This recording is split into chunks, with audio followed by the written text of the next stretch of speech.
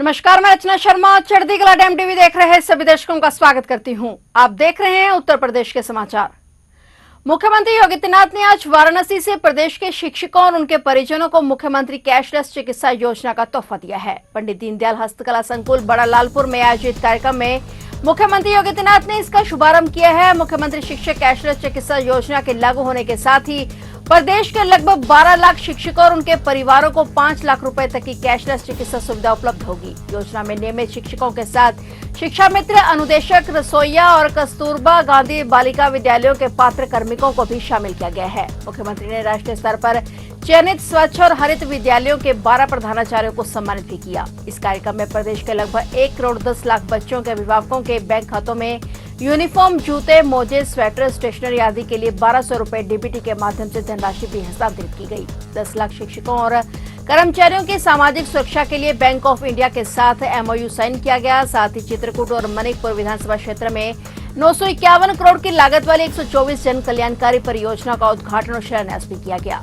इस मौके पर मुख्यमंत्री योगी आदित्यनाथ ने कहा कि 124 जन कल्याणकारी परियोजनाओं के उद्घाटन और शिलान्यास से क्षेत्रीय विकास को नई दिशा मिलेगी। शिक्षकों का सम्मान, छात्रों का कल्याण और सर्वांगीण विकास का यह तालमेल ही विकसित उत्तर प्रदेश की पहचान है। जो संविदा के कार्मिक हैं 10,000 से अधिक होने की दिशा में उन्हें 30 लाख रुपए से 80 लाख रुपए का पर्सनल एक्सीडेंट इंश्योरेंस कवर, अस्थायी या आंशिक विकलांगता की दिशा में 30 लाख से 80 लाख रुपए, 15 लाख से 40 लाख का इंश्योरेंस कवर और ईयर एक्सीडेंट की दिशा में 30 लाख से 80 लाख तक का इंश्योरेंस कवर और कार्मिक के साथ किसी अनहोनी की दिशा में कार्मिक के बच्चों की शिक्षा और पुत्रियों के विवाह के लिए भी एड ऑन कवर प्रदान किया जाएगा। 10,000 से कम नेट मासिक वेतन पाने वाले कार्मिक को जीरो बैलेंस अकाउंट का एटीएम या पर्सनल एक्सीडेंटल इंश्योरेंस पॉलिसी के आधार पर 2 लाख का एक्सीडेंटल इंश्योरेंस कवर भी इसमें प्रदान किया जाएगा। ये सभी प्रकार के लोग इससे आच्छादित हो जाते हैं, यानी रसोइया भी, शिक्षा मित्र तो खैर बड़े उसमें आ गए, लेकिन आपके जो सामान्य अल्प वेतन भी भोगी हैं उनको भी ये सभी प्रकार की सुविधाएं आपको प्रदान की जा रही हैं, जिसमें आज अभी एमओयू हमारा भारतीय स्टेट बैंक के साथ में शिक्षा विभाग के अपर मुख्य सचिव ने यहां पर अभी किया है। कैशलेस की जो सुविधा आपको दी जा रही है 5 लाख रुपए की, इसमें लगभग 450 करोड़ रुपए वार्षिक आएगा, जिसको प्रदेश सरकार ने कहा कि हम भुगतान करेंगे, हम आपसे नहीं लेंगे।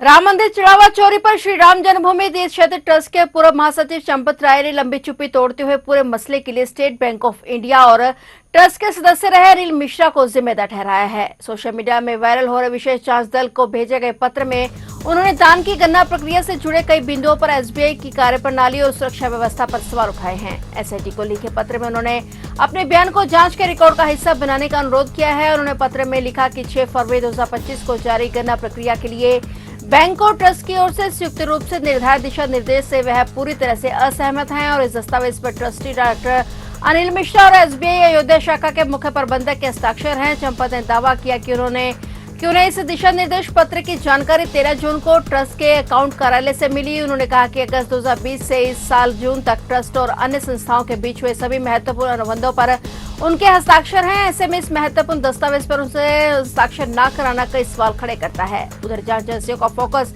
अब केवल आरोपियों तक सीमित नहीं है। कस्टडी रिमांड के दौरान जुटाए गए इनपुट, आरोपियों की call detail record, mobile data और बैंकिंग लेनदेन के विश्लेषण के बाद जांच का दायरा सराफा कारोबार और ट्रस्ट से जुड़े कुछ चर्चित जमीन सौदों तक पहुंच गया है। सूत्रों के अनुसार कई बिंदुओं पर समानांतर जांच चल रही है।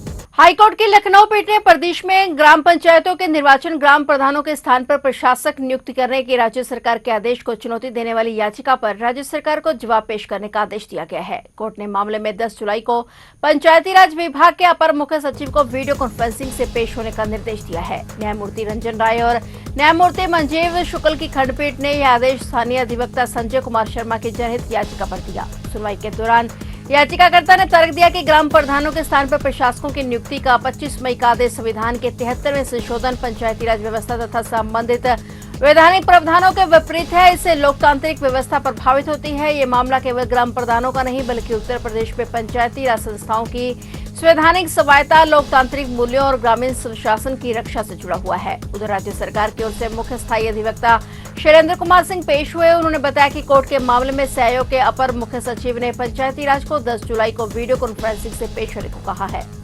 झांसी के घरोठा से पूर्व सपा विधायक दीप नारायण सिंह यादव और उनके सहयोगियों के लखनऊ और झांसी स्थित ठिकानों पर प्रवर्तन निदेशालय की टीम ने आज बुधवार को बड़ी छापेमारी की है। ईडी ने इस मामले में यूपी विजिलेंस एस्टेब्लिशमेंट की एफआईआर के आधार पर कार्रवाई की और पूर्व विधायक के खिलाफ प्रारंभिक जांच में 23 से अधिक अपराधों से जुड़ी एफआईआर और कुल लगभग 60 आपराधिक मामले सामने आए हैं, जिसमें धोखाधड़ी, जालसाजी, फिरौती, हत्या का प्रयास, डकैती आदि शामिल हैं। ये मामले आईपीसी, यूपी गैंगस्टर एक्ट और गुंडा एक्ट के तहत दर्ज हैं। ईडी की टीम ने दीप नारायण और उनके परिवार के सदस्यों और संबंधित लोगों के ठिकानों पर छापेमारी की। सर्च के दौरान महत्वपूर्ण दस्तावेज, डिजिटल डिवाइस, अचल संपत्तियों और वित्तीय लेन देन के रिकॉर्ड जब्त किए गए। ईडी की टीम ने पूर्व विधायक के लखनऊ के एलडीको कॉलोनी स्थित अपार्टमेंट के 6वें तल और कानपुर रोड स्थित सनराइज अपार्टमेंट के फ्लैट में छापेमारी की है। संभल के गुन्नौर क्षेत्र में गंगा किनारे 850 बीघा सरकारी भूमि पर 162 अवैध पट्टे किए जाने के मामले में शासन ने तत्कालीन तहसीलदार करण सिंह को निलंबित कर दिया है। वर्तमान में वह सुल्तानपुर में एसडीएम थे। मामले में उनकी भूमिका सामने आने के बाद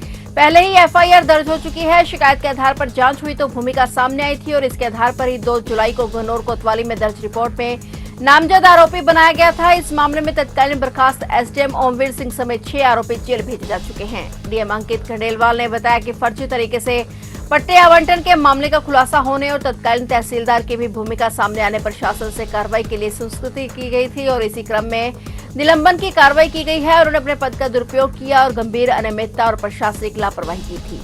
केंद्रीय अन्वेषण ब्यूरो सीबीआई की एक विशेष अदालत ने वर्ष 2002 में लखनऊ बार एसोसिएशन के पूर्व अध्यक्ष और नोएडा पुलिस आयुक्त लक्ष्मी सिंह के पिता अधिवक्ता इंद्रदेव सिंह की हत्या के मामले में 3 दोषियों को आजीवन कारावास की सजा सुनाई है। मामले के 3 अन्य आरोपियों की मुकदमे की सुनवाई के दौरान मौत हो गई। विशेष न्यायाधीश वायुनंदन मिश्रा ने शूटर विक्रम यादव उर्फ कालिया, पन्ना सिंह और ब्रजेश कुमार यादव उर्फ मुन्ना को हत्या और आपराधिक साजिश का दोषी ठहराते हुए आजीवन कारावास की सजा सुनाई है। अदालत ने प्रत्येक दोषी पर 30,000 रुपए का जुर्माना भी लगाया। अदालत ने 30 जून को तीनों आरोपियों को दोषी करार कर दिया था। विशेष लोक अभियोग केपी सिंह के अनुसार विक्रम यादव पहले से जेल में बंद था, जबकि पन्ना सिंह और ब्रजेश कुमार जमानत पर रिहा थे। हालांकि दोषी ठहराए जाने के बाद अदालत ने दोनों की जमानत रद्द करे उन्हें सजा सुनाए जाने तक न्यायिक हिरासत में भेज दिया था। अधिकारियों के मुताबिक कथित साजिशकर्ता वेद प्रकाश उर्फ नेता, मन्नालाल गुप्ता और छोटे लाल की मुकदमे के दौरान मौत हो गई थी।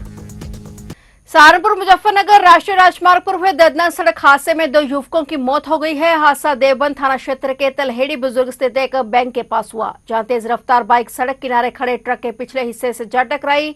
टक्कर इतनी जबरदस्त थी कि दोनों युवकों की मौके पर ही मौत हो गई। हादसे के बाद ट्रक चालक वाहन लेकर फरार हो गया। पुलिस के अनुसार दोनों युवक बाइक से देवबंद की ओर से सहारनपुर जा रहे थे। तलहेड़ी बुजुर्ग पहुंचने पर उनकी बाइक अचानक अनियंत्रित हो गई और सड़क किनारे खड़े ट्रक के पीछे जा भिड़ी। दोनों ने हेलमेट पहन रखा था, लेकिन टक्कर इतनी भीषण थी कि उनकी जान नहीं बच सकी। हादसे की तेज आवाज सुनकर आसपास के लोग मौके पर पहुंचे और तुरंत पुलिस को सूचना दी गई। सूचना मिलते ही पुलिस टीम घटनास्थल पर पहुंची, लेकिन तब तक दोनों युवकों की मौत हो चुकी थी। पुलिस ने शवों को कब्जे में लेकर पोस्टमार्टम के लिए भेज दिया है। पुलिस फरार चालक की तलाश में जुटी हुई है।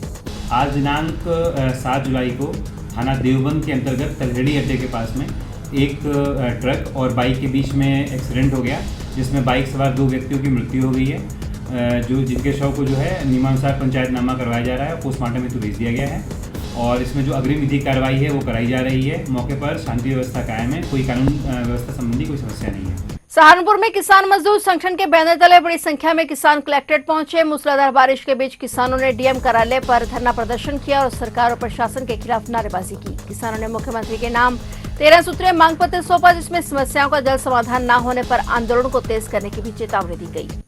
सहारनपुर में वर्ष 2014 की कड़वी यादों के पीछे छोड़ते हुए आज सिख और मुस्लिम समाज ने आपसी सौहार्द और भाईचारे की अनूठी मिसाल पेश की है। गुरुद्वारा में चल रहे निर्माण कार्य के दौरान मुस्लिम समाज के लोगों ने कार सेवा में भाग लेकर सहयोग किया। दोनों समुदाय के लोगों ने एक साथ मिलकर यह संदेश दिया कि पुरानी कटुता को भुलाकर प्रेम, एकता और आपसी विश्वास के साथ आगे बढ़ना ही समाज और शहर का असली ताकत है। इस पहल को लोगों ने सामाजिक सौहार्द और गंगा जमुनी तहजीब का सकारात्मक उदाहरण बताया। के अंदर फैसला होता है और आज ये मामला जो है बिल्कुल जड़ से आज समाप्त हो जाता है। जो वादा सिख समाज ने उस टाइम मौजूदा कमेटी ने लिया था कि भाई हम आपसे जिस दिन यहाँ निर्माण शुरू होगा कार सेवा कराएंगे। आज हमने भी अपना वादा पूरा किया। और जहाँ तक मुस्लिम समाज की बात है, इन्होंने भी यहाँ कार सेवा में अपना योगदान देकर जो है हम लोगों को जो है सहयोग करने का काम किया। मैं इनका पूरे समाज का दिल की गहराइयों से धन्यवाद करता हूँ, और खास करके मोहर्रम अली पप्पू जी का, जिन्होंने इस मामले को बड़ी संजीदगी के साथ ख़त्म कराने के लिए अपनी टीम के साथ लगकर, चाहे वो इलाहाबाद के हमारे मुकदमे थे, चाहे वो लखनऊ के मुकदमे थे, और चाहे लोकल कोर्ट के मुकदमे थे, पैरवी करके ख़त्म किया। और ऐसे ही हमारे गुरुद्वारा श्री गुरु सिंह सभा के कमेटी के प्रधान साहब, जनरल सेक्रेटरी साहब और पूरी टीम, जिन लोगों की तरफ से मुकदमे थे, वो मुकदमों में अपनी पैरोकारी करके उन मुकदमों को खत्म कराने का काम किया। फिलहाल उत्तर प्रदेश के समाचारों में इतना ही, और नए समाचारों के साथ फिर से हाजिर होंगे। तब तक के लिए देखते रहिए चढ़ती कला टाइम टीवी, और मुझे दीजिए इजाजत। धन्यवाद।